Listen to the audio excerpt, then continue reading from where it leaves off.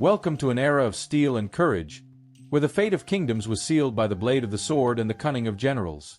Today, we dive deep into the fascinating world of medieval warfare, exploring the strategies that shaped history, the weapons that defined combat, and the legendary battles that echo through the ages. Imagine standing on the battlefield, surrounded by the clash of steel, the thundering of cavalry, and the deafening roar of war machines. Each decision, each tactic, could tip the scales of power, deciding the rise or fall of empires. This isn't just a history lesson, it's a journey through blood-soaked fields and impenetrable castle walls, where bravery met brutality. But before we embark on this thrilling adventure into medieval warfare, make sure to hit that like button and subscribe to Medieval Chronicles so you don't miss any of our upcoming explorations into the heart of the Middle Ages.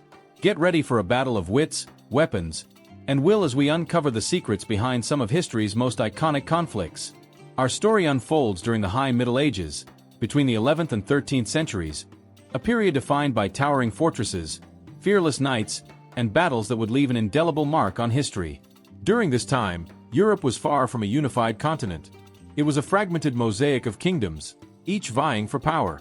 Among the most prominent rivals were England and France, two growing powers whose conflicts would fuel some of the most famous battles in medieval warfare.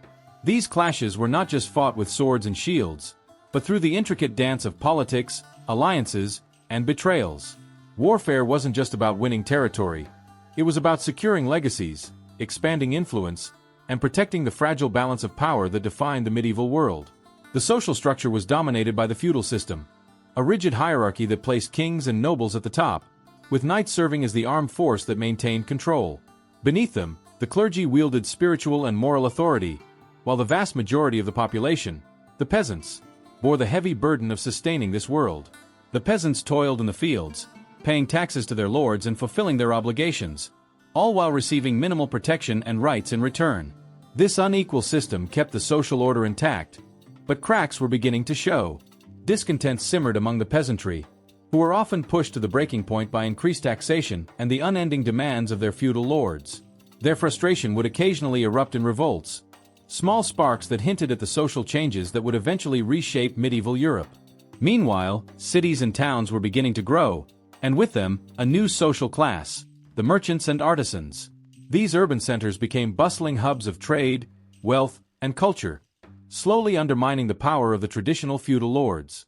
As trade routes expanded, so too did the influence of this new class, who began to challenge the old order, injecting the economy with fresh energy and creating new opportunities for social mobility. Yet, while they were not warriors on the battlefield, their growing economic power would play a crucial role in the wars that defined this era. From financing armies to providing the supplies necessary for long campaigns, their influence extended far beyond the marketplace. At the center of this complex and evolving world stood the Catholic Church, a towering institution that held immense power over both the spiritual and political realms. The Church was not only the guardian of faith, but also the keeper of knowledge, controlling vast swathes of land and wealth. Its influence was so great that kings and emperors often sought the blessing of the Pope before embarking on military campaigns. The Church's involvement in warfare was most evident in the Crusades, a series of religious wars that rallied Christian Europe against perceived enemies in the East. But the Church's role in medieval warfare went beyond the Crusades. It often acted as a mediator in conflicts between kingdoms, its moral authority shaping political decisions, and its vast resources sometimes financing wars. This was a world where war, politics, and religion were deeply intertwined, each influencing the other in ways that would reverberate through history. As knights rode into battle and kings plotted their next move, the peasants, merchants, and clergy all played their roles in a vast, complex system. The stage was set for some of the most legendary battles and tactical evolutions that would define medieval warfare, and with it, the fate of nations. To truly grasp the complexities of medieval warfare, we must step into the shoes of those who lived through it, characters who embody the different roles and struggles of the time. These aren't just figures on a battlefield, but individuals whose lives were shaped by war in ways that go beyond armor and swords. Let's meet some of the people who could have lived in this tumultuous era. First, we have Sir Galahad, an English noble knight raised from a young age to be a warrior. His life has been one of strict training and unwavering loyalty to his king and kingdom. Galahad's sword is an extension of his duty, his honor defined by the battles he fights. Yet, deep inside, he wrestles with a growing realization that the wars he fights may not always be just. The blood on his hands weighs heavy on his conscience, and as he rides into battle after battle, the questions linger. Is he a hero defending his land, or just a pawn in the endless cycle of violence between kings? His story reflects the moral dilemmas faced by many knights, torn between duty and doubt. Next, we meet Thomas, a yeoman archer from England.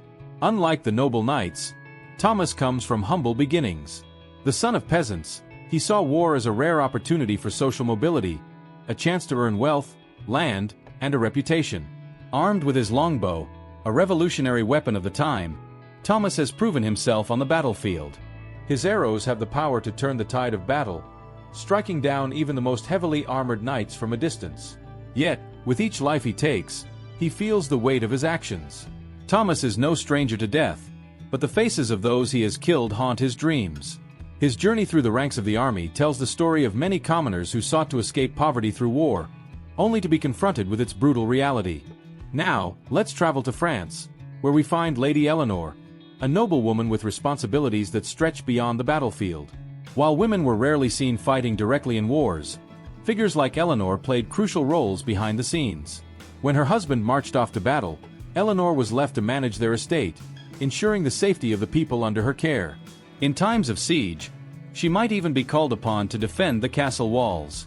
Her intelligence, resourcefulness, and leadership were as vital as any sword. Eleanor's story shows us that medieval warfare was not just fought by men on the battlefield, but also by women who held down the fort, managing the war efforts from home and ensuring that their land survived the chaos of conflict. Lastly, we have Brother Marcus, a monk and chronicler. While knights and soldiers fought with steel, Brother Marcus fought with ink and parchment. His duty was to record the events of war, ensuring that future generations would know the victories, defeats, and sacrifices of the time. But Marcus faced his own internal struggles. His faith taught him peace and compassion, yet the world around him was steeped in bloodshed. Moreover, his writings were often subject to the political pressures of his superiors, who sometimes demanded that he portray battles in a certain light, glossing over inconvenient truths. For Marcus, the pen was both a tool of truth and a weapon of propaganda.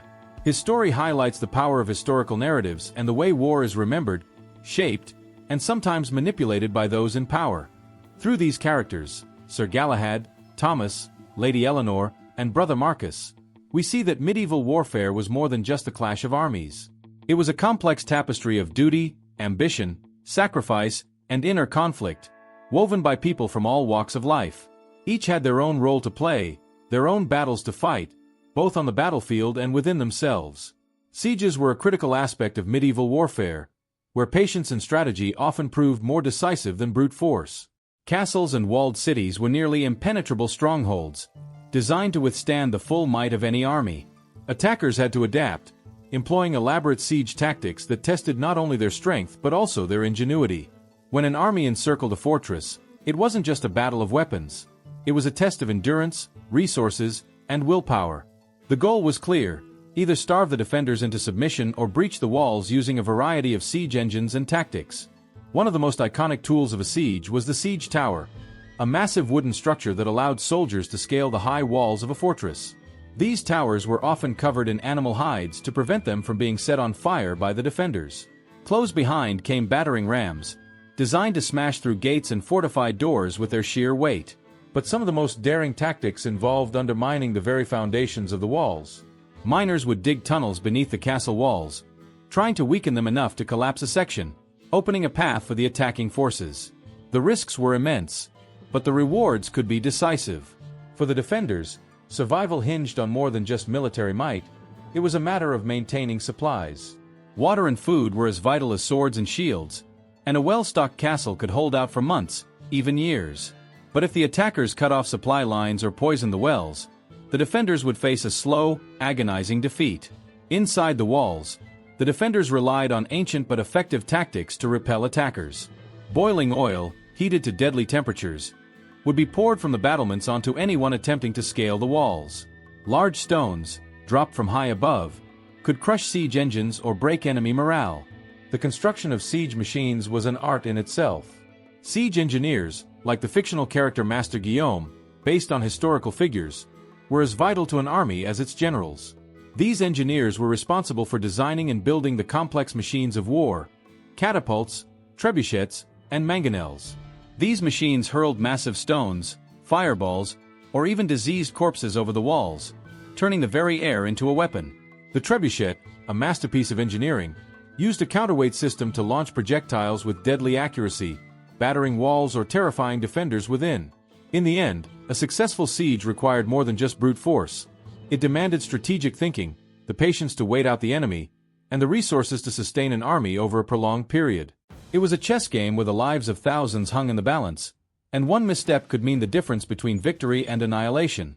While sieges were slow and grueling, they were often the most decisive engagements in medieval warfare, determining the fate of entire kingdoms. When armies met on the open field, strategy and formation were the keys to victory. Medieval battles were not just chaotic clashes of steel and blood. They were carefully orchestrated events where each unit had a distinct role. The typical formation in a pitched battle was designed to maximize the strengths of each type of soldier. At the center of the formation stood the heavy infantry, often armored knights or professional soldiers, who formed the backbone of the army. Their job was to hold the line, absorbing the initial impact of the enemy's charge. To their sides, archers were positioned on the flanks, ready to rain volleys of arrows down on the advancing forces. These archers, especially those wielding the powerful English longbow, could disrupt enemy formations before they even made contact. Finally, in the rear, the cavalry waited, armored knights on horseback, prepared to deliver the decisive blow. The choice of terrain was a crucial factor that could decide the outcome of the battle before the first sword was drawn. Commanders would seek the high ground, not only for a defensive advantage but also to control the field of view. Marshy or uneven terrain could bog down cavalry charges, while dense forests offered opportunities for ambushes. A well-chosen battlefield could allow a smaller force to overcome a numerically superior enemy by exploiting natural obstacles. For example, positioning archers on a hill gave them greater range, and placing infantry in a narrow pass could force the enemy into a bottleneck, negating their numerical advantage.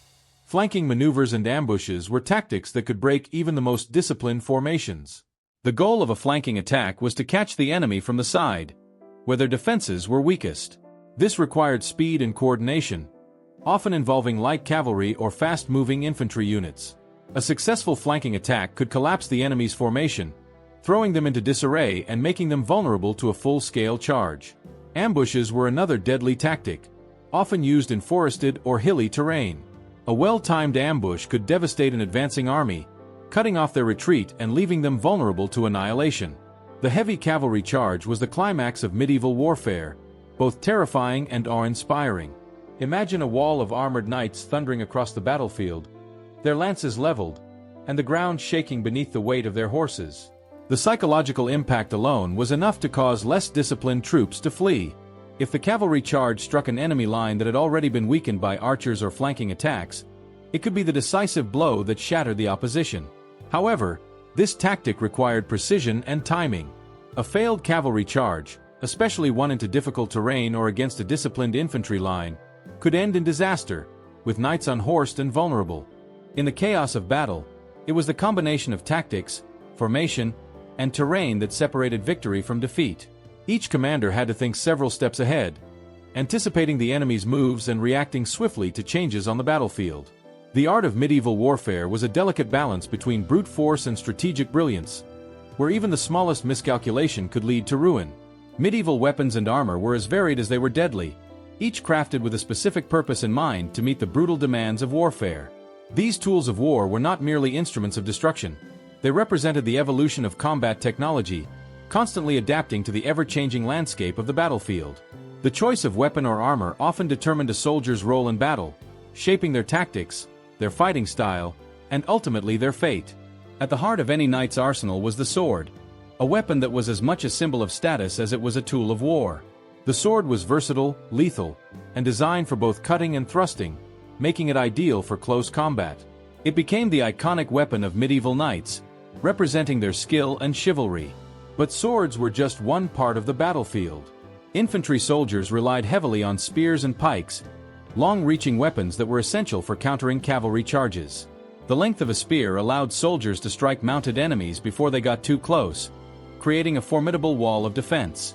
For close-quarters combat, heavier weapons like maces and war hammers were designed to crush armor, turning a knight's greatest defense into a deadly liability. These blunt-force weapons could deliver devastating blows, shattering bones beneath even the thickest plate armor. Long-range weapons played a pivotal role in medieval warfare, often determining the outcome of a battle before the armies even clashed. The longbow, in particular, revolutionized warfare. Capable of launching arrows with enough force to penetrate armor from a distance, the longbow became a game-changer, particularly for English forces in battles like Agincourt. Longbowmen could decimate enemy ranks from afar, softening their lines before the melee began. The crossbow, though slower to reload, packed an even greater punch. Its powerful bolts could pierce the thickest armor, making it a feared weapon on the battlefield. However, it required significant strength and time to reload, limiting its rate of fire. For larger, siege-scale confrontations, medieval armies turned to catapults and trebuchets. Massive machines designed to hurl boulders, fireballs, or even diseased bodies over enemy walls. These siege engines were capable of incredible destruction, reducing castle walls to rubble and demoralizing defenders. The trebuchet, with its counterweight system, was particularly devastating, launching projectiles with deadly accuracy and range. It wasn't just a tool of war, it was a symbol of medieval engineering brilliance, turning the tide of sieges through sheer destructive power. Medieval armor evolved dramatically over the centuries, advancing from simple chainmail, or mail, to full-plate armor that covered knights from head to toe. Early armor consisted primarily of mail, a mesh of interlocking rings that offered flexibility and protection against cuts but was less effective against blunt trauma. As weapons became more destructive, armor evolved into full plate, with large metal plates covering the body to defend against the increasingly powerful blows of swords, maces, and arrows. Plate armor provided excellent defense, but it came with trade-offs, particularly in terms of weight and mobility. Shields, too, were essential on the battlefield, offering additional protection from arrows and sword strikes. They came in various shapes and sizes, from the large kite shields favored by mounted knights to the smaller bucklers used by infantry for hand-to-hand combat. Lastly, the helmet, a vital piece of armor, protected the head from potentially lethal strikes. However, helmets often limited a soldier's vision and ability to breathe, making them both a life-saving and restrictive piece of equipment. The evolution of medieval weapons and armor reflected the constant arms race between offensive and defensive technologies. Every new weapon demanded a new form of protection, and every new armor design spurred the creation of more powerful weapons. This ongoing battle of innovation not only shaped the outcomes of individual skirmishes and sieges, but also defined the course of medieval warfare itself. Medieval warfare wasn't just about swords clashing or arrows flying through the air. It was a massive logistical endeavor that required careful planning and immense resources. Behind every army on the battlefield stood an intricate support system, without which even the most skilled knights and generals would fail. These armies were not self-sufficient. They relied heavily on long caravans of supply wagons, filled with food, weapons, and other essential provisions. Following the soldiers were blacksmiths, carpenters, and other artisans, whose job was to repair weapons, horseshoes, and equipment. Alongside them traveled merchants, hoping to profit from the war by selling goods to both soldiers and civilians alike. The success of a military campaign often depended less on the strength of the soldiers and more on the efficiency of the supply lines that kept them fed, armed, and mobile. War had a profound impact on the economy, shaping trade routes and shifting the balance of wealth. As armies moved across Europe, they disrupted traditional trade routes, causing significant economic shifts. Old routes might become too dangerous to travel, but new ones often emerged in their place, opening up different markets and opportunities. One of the most prominent examples of medieval economic activity was the fairs, such as the famous Champagne fairs in France. These international markets became melting pots where merchants from across Europe and even beyond gathered to trade goods. Spices, silks, metals, and luxury items changed hands, not only boosting the local economy but also linking distant regions through commerce. War could both hinder and fuel this economic activity, with victorious armies returning home laden with spoils and defeated kingdoms often left impoverished. To fund these massive military operations, monarchs were forced to raise taxes, which placed an enormous burden on the common people, particularly the peasants. In feudal society, peasants already carried the heavy weight of providing food and resources to their lords, but during wartime, these demands often became unbearable. As a result, war wasn't just fought on the battlefield, it stirred unrest back home as well. The constant rise in taxes, coupled with the devastation caused by prolonged conflicts, led to widespread discontent. This frustration sometimes boiled over into rebellion. One of the clearest examples of this was during the 100 Years' War, a conflict between England and France that saw several peasant revolts break out. Both countries faced uprisings as commoners, fed up with the constant taxation and destruction of their livelihoods, took up arms against their own rulers. War also disrupted agriculture, the backbone of medieval economies. With so many men conscripted into armies, fields went unplowed, and crops rotted. In times of extended conflict, famine became a real threat, not just for the soldiers on the front lines but for the families they left behind. Merchants took advantage of these shortages, often charging exorbitant prices for food and other essentials, further worsening the plight of the lower classes. Despite the chaos, war also provided opportunities for some, particularly those who could capitalize on the demand for weapons, armor, and provisions. Blacksmiths, fletchers, and merchants who dealt in military supplies saw their fortunes grow during periods of conflict. Medieval warfare extended far beyond the battles themselves. It was an engine that drove the economy, altered trade routes, and reshaped social dynamics. While kings and knights focused on their military conquests, entire industries and populations were pulled into the orbit of war, their lives deeply affected by its demands. The intricate balance between the economy and warfare was a crucial element that determined whether a kingdom would rise or fall during these turbulent times. The Church played a pivotal role in shaping medieval warfare, wielding immense influence not only over the spiritual lives of people but also in guiding the moral and ethical framework of war itself. In a time when the sword often dictated the fate of nations, the Church offered divine justification for many conflicts, portraying them as righteous and necessary. Kings and knights alike sought the Church's blessing before embarking on military campaigns, believing that with the approval of God, their cause was just and their victories divinely ordained. But the Church's involvement went beyond simple approval. It established rules and expectations that sought to impose a sense of morality on the chaos of war. One of the Church's key contributions to medieval warfare was the promotion of the Code of Chivalry. This code, which became the ethical foundation for knights, aimed to Christianize warfare, blending the brutal realities of combat with the virtues of honor, loyalty, and mercy. According to this ideal, knights were expected to protect the weak, defend the innocent, and show mercy to defeated enemies. War was meant to be fought with a sense of nobility, rather than cruelty, and victory should not come at the expense of one's soul. However, the realities of the battlefield often clashed with these ideals. While knights may have aspired to the chivalric code, in the heat of battle, such lofty principles were frequently abandoned. Raids, looting, and the mistreatment of prisoners were common, revealing the stark difference between the Church's vision of a just war and the harsh truths of medieval combat. One of the most significant ways the Church engaged directly with warfare was through the Crusades, a series of holy wars called by the popes, which aimed to reclaim Jerusalem and other sacred sites from Muslim control. These crusades, launched in the name of God, were seen as the ultimate act of piety, offering spiritual rewards in the form of indulgences, essentially forgiveness for sins.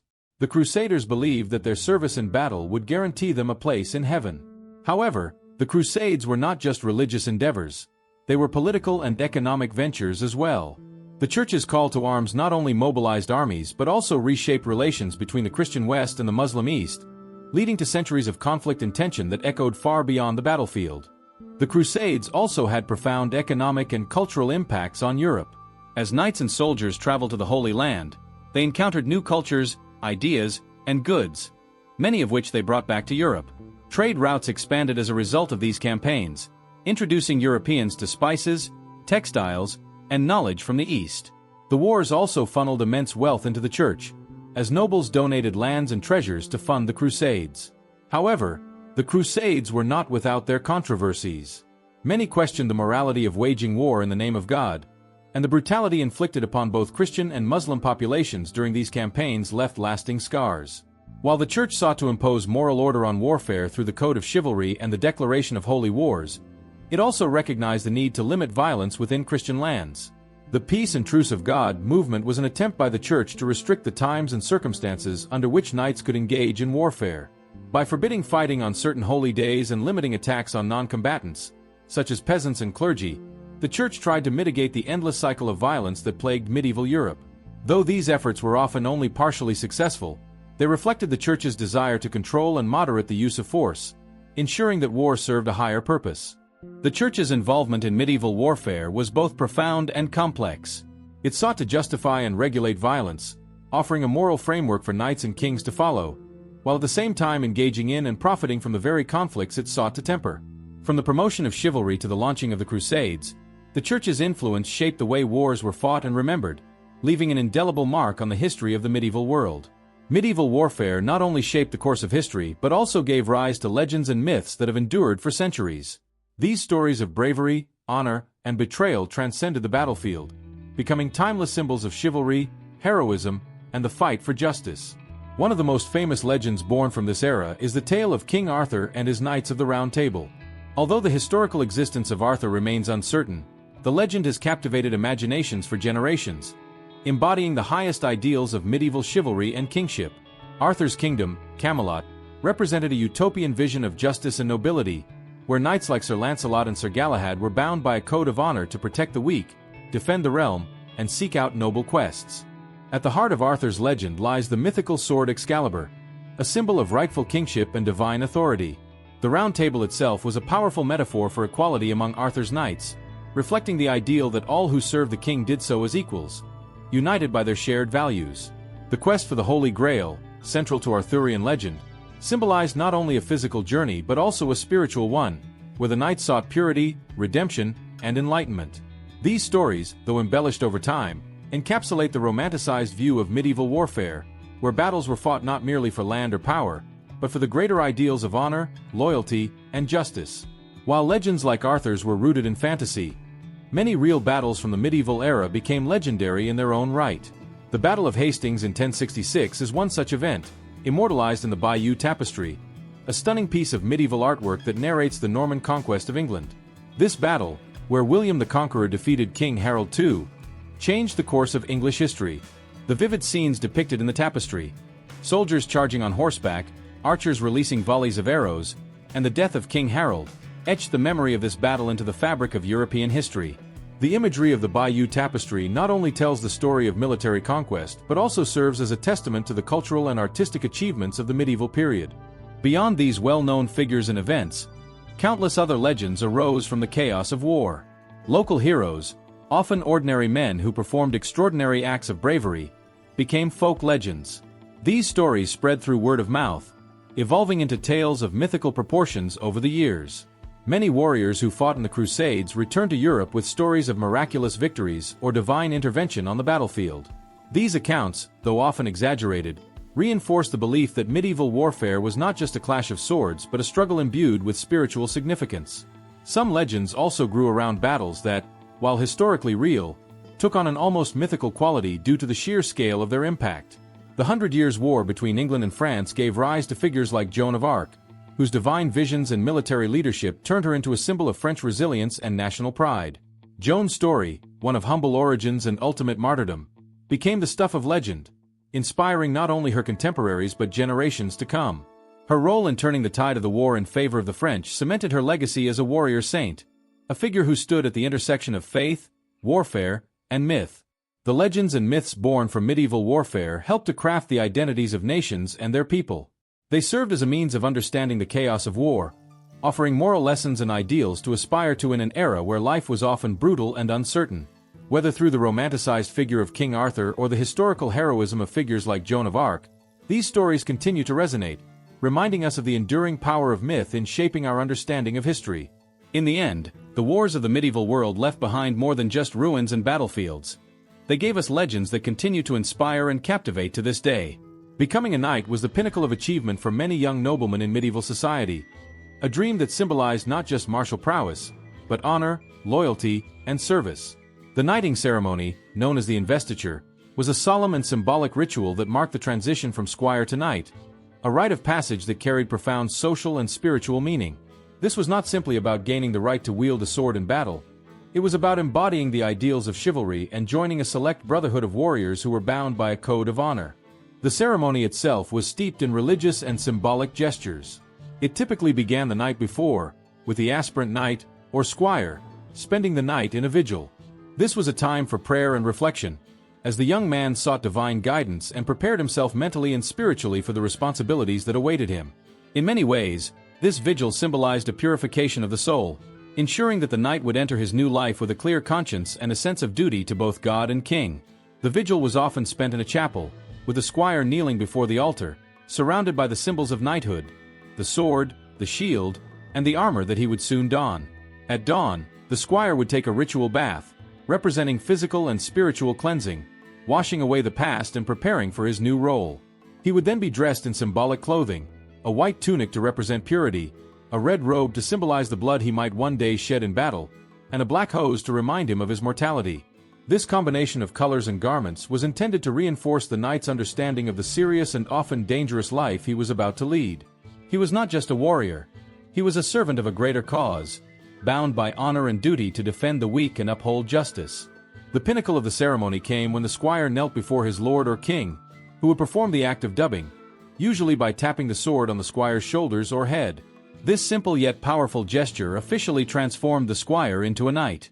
Along with the sword stroke, the lord would speak words of encouragement, reminding the new knight of his duties and responsibilities. It was a moment of profound significance, not just for the knight himself but for his family and the community, who would look to him as a protector and a leader. The knight would also receive his spurs, often made of gold, which symbolized his newfound status and the authority he now wielded as a mounted warrior. After the ceremony, there was often a grand celebration, where the newly minted knight would display his combat skills in a joust or tournament, demonstrating his readiness to defend his liege and his land. These tournaments were more than just sport. They were a way for knights to prove their valor, refine their skills, and build their reputations. A knight's success in these public displays of strength and bravery could earn him great renown and the favor of lords and ladies alike. But beyond the pomp and pageantry, the investiture was a reminder that knighthood was a life of service and sacrifice. Knights were expected to uphold the chivalric code, which demanded that they protect the helpless, show mercy to the vanquished, and fight for justice. In practice, of course, these ideals were not always adhered to, and the realities of medieval warfare could be brutal and unforgiving. Still, the investiture ceremony was a powerful ritual that gave knights a sense of purpose and identity, connecting them to the long and noble tradition of warrior service. Becoming a knight was about more than gaining a title or a suit of armor. It was about embracing a way of life that combined martial skill with moral responsibility, a tradition that would resonate throughout the Middle Ages and beyond, shaping the very ideals of what it meant to be a warrior. Now, let's dive into one of the most legendary battles of medieval history, the Battle of Agincourt, fought in 1415 during the Hundred Years' War. This battle became a defining moment in the conflict between England and France, where the outnumbered English forces, led by King Henry V, achieved a stunning victory over the vastly superior French army. Agincourt was not just a clash of armies, it was a masterclass in strategy, where cunning and the clever use of terrain allowed the English to overcome overwhelming odds. The battle's outcome would forever change the balance of power in Europe and solidify the reputation of the English longbow as one of the deadliest weapons of the medieval era.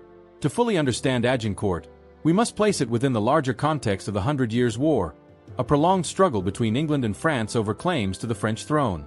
By 1415, the war had been raging for decades, with both sides suffering heavy losses and gaining little ground. King Henry V, seeking to assert his claim to the French crown, led an invasion of France with a relatively small force of around 6,000 soldiers, mostly archers armed with longbows. In contrast, the French had mobilized a massive army of approximately 20,000 troops, including heavily armored knights and elite cavalry. On paper, the English seemed destined for defeat, but Henry's strategic brilliance and the conditions of the battlefield would turn the tide in his favor. The English forces took up a defensive position in a narrow, muddy field near the village of Agincourt, flanked by dense woods. Henry knew that the terrain would be his ally. The recent rains had turned the ground into thick mud, which would severely limit the mobility of the French cavalry and infantry. He positioned his longbowmen along the flanks, with sharpened stakes in front to repel any cavalry charges. The French, confident in their superior numbers, launched a frontal assault, but they soon found themselves mired in the mud. As the heavily armored knights struggled to advance through the muck, they became easy targets for the English archers, who unleashed a relentless hail of arrows that pierced armor and sowed chaos in the French ranks. The French cavalry charge, meant to break the English lines, quickly became a disaster. Horses and knights alike became bogged down in the muddy field, unable to maintain the momentum needed for a successful attack. The French knights, weighed down by their armor, were left exposed to the deadly accuracy of the English longbowmen. Thousands of arrows darkened the sky, striking down men and horses alike. The French assault faltered as panic and confusion spread. The very armor that was meant to protect the knights now worked against them, as they struggled to rise from the mud, becoming easy prey for the English forces. As the French forces collapsed under the relentless assault, The English infantry moved in to finish the job. Armed with swords, axes and hammers, they engaged in brutal hand-to-hand combat, cutting down the exhausted and disorganized French soldiers. Despite their numerical advantage, the French army was decimated. The victory at Agincourt was overwhelming. Thousands of French soldiers lay dead, including many of their nobility, while the English suffered relatively light casualties. King Henry V had not only secured a decisive victory but also cemented his reputation as a brilliant military leader. The Battle of Agincourt was a turning point in the Hundred Years' War, reshaping the political landscape of Europe. It demonstrated the effectiveness of the longbow, a weapon that could bring down the mightiest of knights from a distance. The longbow's ability to penetrate armor made it one of the most feared weapons of the time, and the battle showcased how superior strategy and the clever use of terrain could overcome even the greatest numerical odds. For King Henry V, Agincourt was more than just a military triumph. It solidified his legacy and gave England a significant upper hand in the ongoing conflict with France. The Battle of Agincourt stands as a testament to the power of strategy over brute force. The English victory not only saved Henry V's army but also shifted the balance of power in Europe. Agincourt remains one of the most iconic battles of the medieval period, a symbol of how discipline, planning, and the right conditions can lead to victory against overwhelming odds. The longbow, once seen as a mere tool of the common soldier, now held a place of honor in the annals of warfare, forever associated with a legendary triumph at Agincourt. While our focus has been on Western Europe, it's essential to remember that medieval warfare took on many different forms across the globe. Different cultures, geographies, and technologies led to a variety of unique military strategies, each adapted to the specific challenges of their regions. From the disciplined ranks of samurai warriors in Japan to the swift and deadly cavalry of the Mongol Empire, medieval warfare was a truly global phenomenon.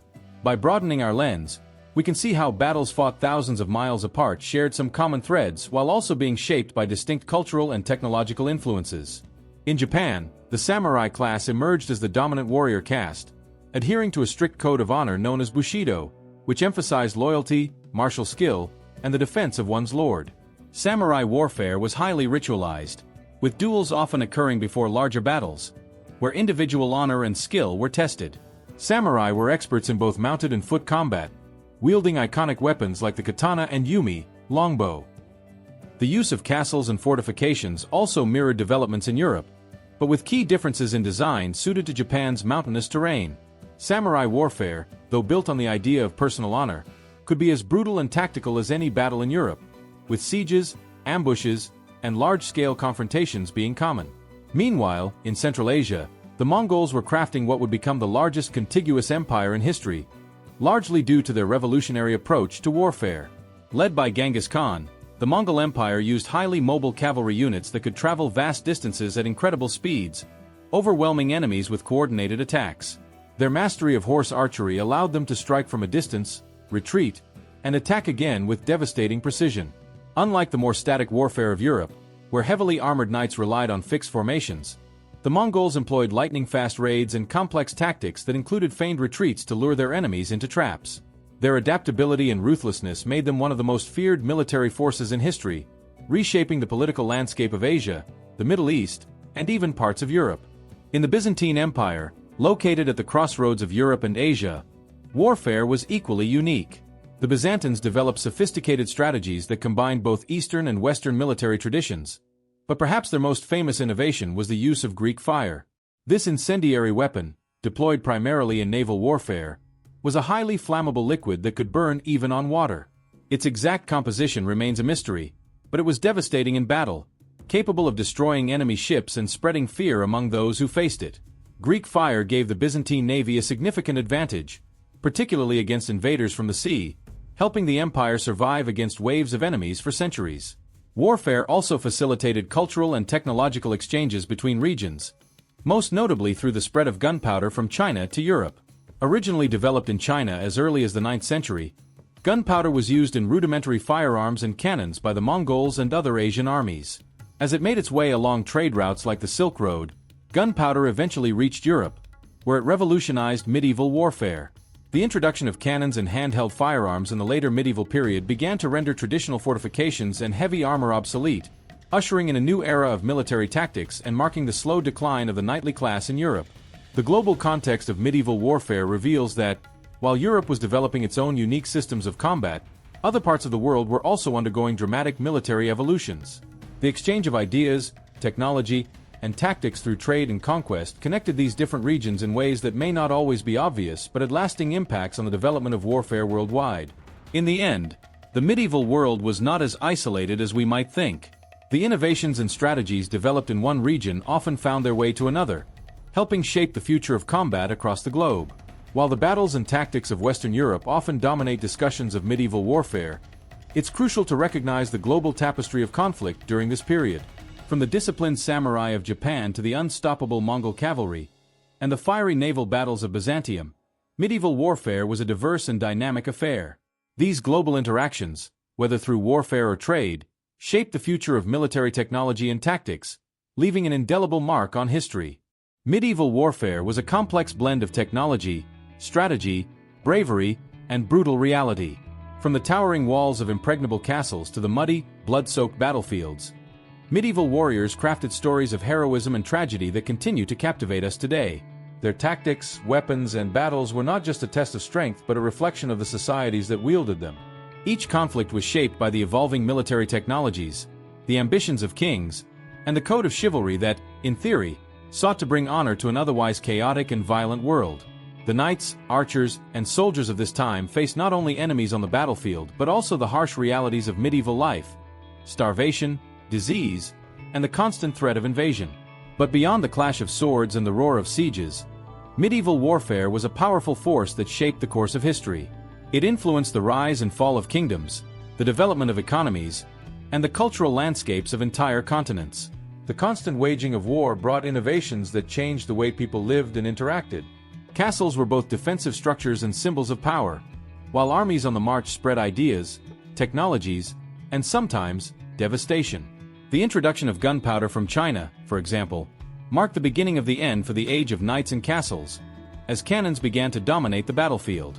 These shifts remind us that war, while destructive, also drives innovation and societal change.